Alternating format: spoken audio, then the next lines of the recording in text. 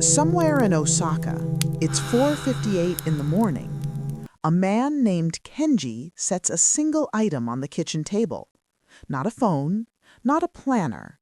A cup of water, still, room temperature. He sits down, he doesn't open anything. He doesn't start anything. He just sits.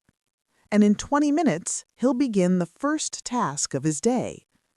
Now, across the Atlantic, in a studio apartment in Chicago, a 28-year-old named Marcus sets his alarm for 5 a.m. He read the articles, he watched the videos, he bought the journal with the sunrise on the cover. He has a system, a color-coded morning routine, 7 steps. And on most days, he hits snooze twice, guilt reads the morning stack on his phone, drinks his coffee too fast, and gets to work already mentally behind. Same wake-up time, completely different mornings. The difference was never the hour.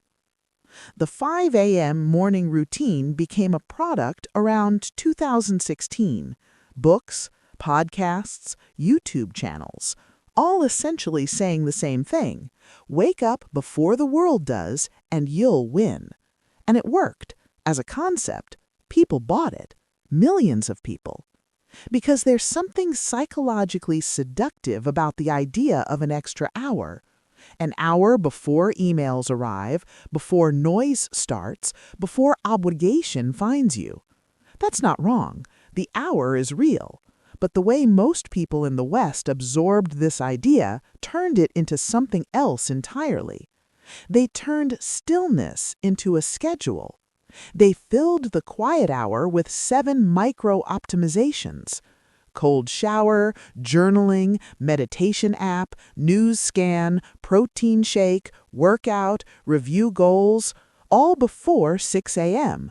And if you miss one, the whole day feels compromised. The morning, which was supposed to be owned, now owns you. Here's the quiet irony. The original Japanese practice, the one most of these routines are loosely borrowing from, was never about doing more before breakfast. It was about doing less, deliberately. And that distinction quietly changes everything. In Japan, the concept most closely tied to the early morning isn't productivity. It's something called ma. Ma doesn't have a perfect English translation. It's often described as negative space, the pause between notes that gives music its meaning, the gap in a conversation before the reply, the emptiness inside a doorway. Applied to morning, ma is the space before the day's logic begins. It is not used, it is inhabited. Kenji doesn't wake at 5 a.m. to get ahead. He wakes to be present for a moment that belongs entirely to no task. Not rest exactly, not work, just a self that exists independent of its function. That sounds abstract, so let's make it concrete. Think about the last time you had a morning that wasn't immediately reactive. No notification, no mental list, no ambient awareness of the inbox. Just you before the day's claims arrived. When was that? For most people doing the optimized morning routine, it's been a while, because even the meditation app sends a notification. Even the journal has a prompt. Even the cold shower is a task being checked. Pause. 2 seconds of ambient silence. The quiet was imported, but the stillness was replaced with structure. And the two are not the same.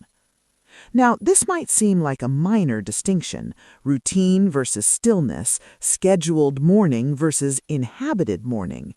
But consider what it costs over time.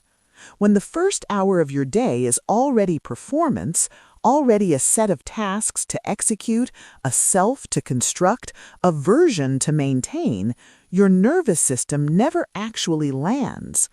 You go from the low-grade anxiety of sleep straight into the low-grade performance of a morning character you've designed, and you spend the rest of the day running that character. By evening, you're tired in a way that sleep doesn't fully fix. Not because you worked too hard, because you were on, presenting, optimizing, measuring from the moment you opened your eyes. This is what researchers call ego depletion. Decision-making and self-regulation draw from the same cognitive resource. When your first waking hour requires active self-management, you start the day already withdrawn from that account. And by 2 p.m., the account is low. You're not tired, you're depleted. Which is why the highly disciplined person collapses into passive scrolling by 9 p.m. Not because they lack willpower, because they used it all, including the portion they spent performing their morning routine. People who consistently feel rested, not just physically but mentally, tend to share one quiet habit. Their morning has a threshold. Before that threshold, they belong to themselves. After it, they can give the day what it asks for. That threshold doesn't have to be 5 a.m. It can be 6:30. It can be a single cup of coffee with no device. It can be 10 minutes of sitting without an objective. The point is not the hour. It is the quality of what happens in it. There's a teacher in Kyoto. This is a real account, documented by a journalist in 2019, who wakes up at 5:15 every morning and spends 40 minutes doing essentially nothing. Not meditating with an app, not journaling, not cold plunging, sitting near a window, sometimes reading a few pages of something old, sometimes just watching the light change. His students describe him as the calmest person they've ever been around. Not because he has fewer problems than them, because he has each morning a small, intact space that nothing has colonized, and he protects it. Not with discipline, with clarity about what the morning is actually for. You don't need to wake up at 5 a.m. You don't need a morning stack, a cold shower protocol, or a gratitude journal.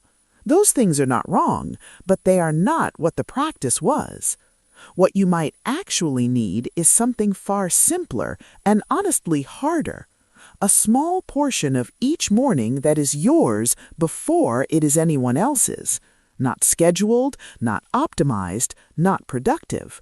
Just quiet enough that you can hear yourself think before the world hands you its list of things to think about. Marcus eventually stopped the 7-step routine. He kept the 5 a.m. wake-up, but now he makes coffee, sits by the window for 20 minutes, and does nothing that could be described as a habit.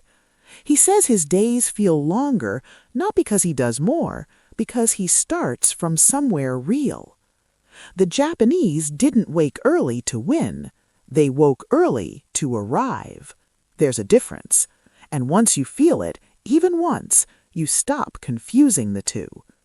If this gave you something to sit with, a subscribe keeps ideas like this coming. No noise, just this.